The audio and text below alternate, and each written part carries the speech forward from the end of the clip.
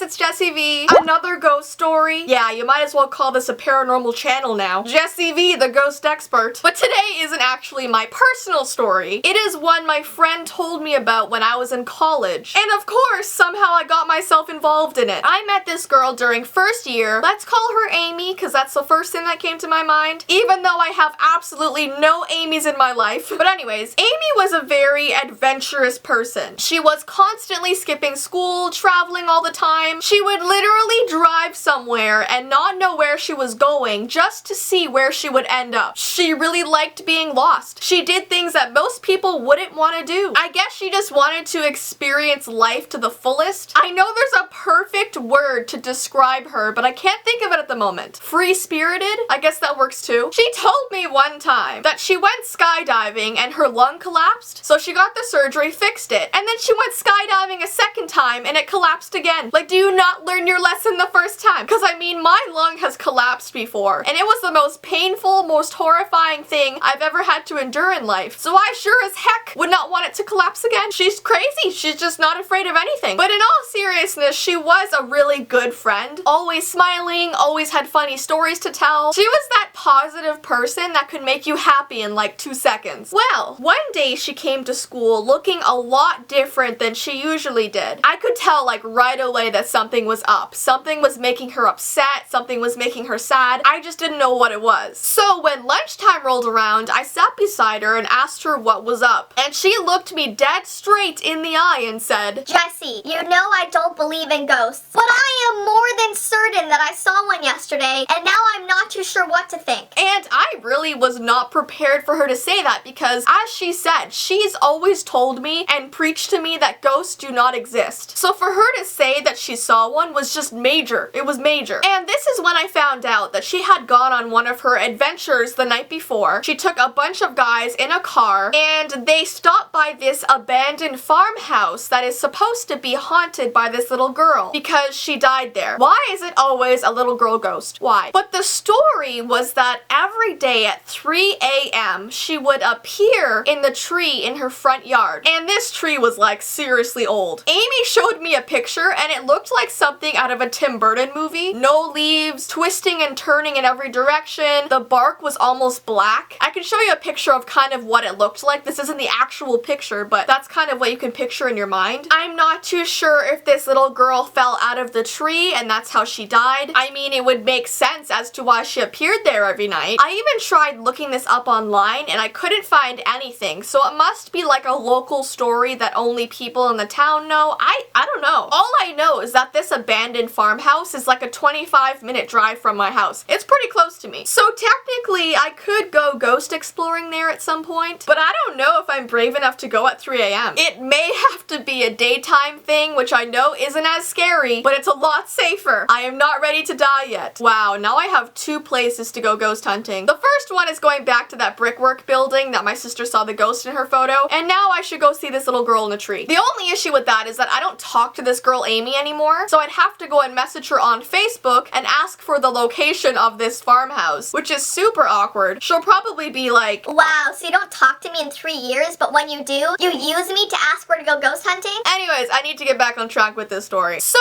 Amy arrived at this farmhouse and parked like right in front of the tree. Her and this group of guys weren't really taking the whole ghost thing very seriously because they were blasting the music in their car, they were eating snacks and throwing the garbage out the window, they were laughing, just being really loud and obnoxious. But when 3 o'clock rolls around, they all get very, very silent. They're all just looking at the tree expecting something to happen. A minute goes by and nothing, no sign of this girl. So they all just start laughing hysterically because they realize that this whole thing was a joke. There is no ghost girl, so they're just laughing, carrying on. And just as they begin laughing, they see her. Amy described this little girl as looking like a really dark shadowed figure, and they could see a very faint outline of her eyes. They almost had like a whitish glow to them. And what was really creepy was while she was there in the tree branches started shaking really, really quickly as if there was wind, but there was no wind. The branches were just like shaking. They were almost like twitching. And then after a quick 30 seconds, she was just gone. So the entire ride home, everybody in the car was completely silent. They were shocked. They didn't know what to think. I remember telling Amy that it was probably an animal that she saw, or maybe their eyes were playing tricks on them, but she told me that everybody in the car saw it, and that an animal wouldn't be able to appear and just disappear that quickly. And not to mention the fact that it was clearly a silhouette of a child. Even the shadow of her legs and her feet were hanging over the branches of this tree. That just sends like chills down my spine, oh my gosh. After she told me this story, I stupidly really wanted to go see for myself, but back then I never got around to it. I had too much schoolwork, and honestly, I was really scared. I feel like my fear overcame my curiosity, but now, like 3 years later, I feel like I'm ready to go there, as much as it's still kind of creepy. I'm actually more nervous to go there than to go back to the brickwork building where Mandy saw that ghost in her photo. But anyways, before making this video, I actually typed into Google ghosts that live in trees, and there's actually so many results for that. It would surprise you. It's actually very common for ghosts to kind of live in trees, to take over the tree. So next time you're taking a hike or you're walking in the forest, look around at all those trees and be like, there can be a ghost in there. No, but seriously, her story really creeped me out. And if you're wondering what the heck happened with our friendship, it's kind